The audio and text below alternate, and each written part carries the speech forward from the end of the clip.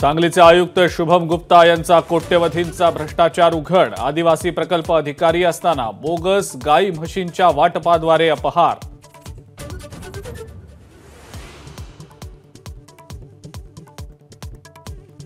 हिंसाचारानंतर नाशिक शहरात आज तणावपूर्ण शांतता। 6 गुन्हे दाखल, 12 ते 15 जण अटकेत।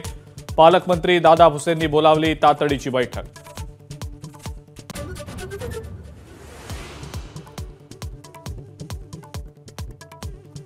रामगिरी महाराजांच्या वादग्रस्त वक्तव्याचे संभाजीनगर आणि अहमदनगरमध्ये पडसाद। 2 ठिकाणी गुन्हे दाखल। रामगिरी महाराज मात्र वक्तव्यावर ठाम।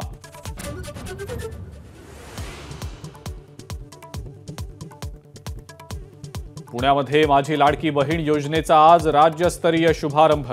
उद्घाटनापूर्वीच 96,30,000 महिलांच्या खात्यात पैसे जमा।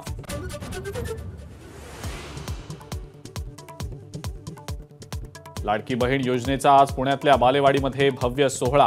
वाहतूक कोंडी टाळण्यासाठी महामार्गावरील अवजड वाहनांची वाहतूक 24 तासांसाठी बंद असणार।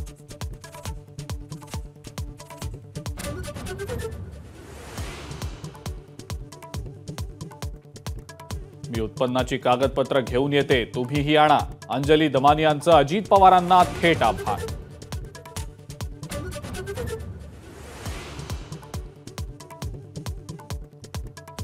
भाजपच्या नवा राष्ट्रीय अध्यक्ष निवडीसाठी आजपासून प्रक्रिया सुरू।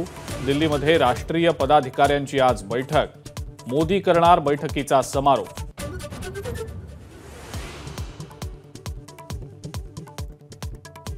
राहुल गांधी काँग्रेसच्या मुंबईतल्या सभेला येणार नाहीत। प्रदेशाध्यक्ष नाना पटोलेंची माहिती। तर 20 तारखेची सभा सुद्धा बीकेसी ऐवजी षण्मुखानंद हॉलमध्ये।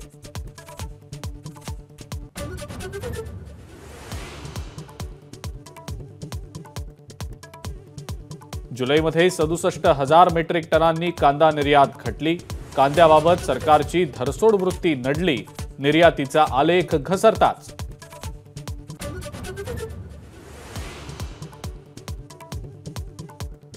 कोलकात्यातील महिला डॉक्टर अत्याचार प्रकरणी इंडियन मेडिकल असोसिएशनचा 24 तास देशव्यापी संप। तर विविध संघटनांचा जंतर मंतरवर मोर्चा।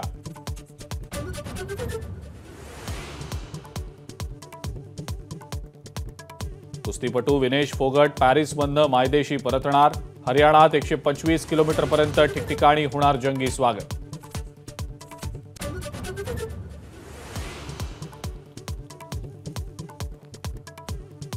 आणि दिल्ली हायकोर्टाचा कुस्ती महासंघाला दणका। महासंघावर पुन्हा हंगामी समिती। बजरंग पुनिया, विनेश फोगट, साक्षी मलिकच्या याचिकेवर निर्णय। एबीपी माझा, उघडा डोळे बघा नीट।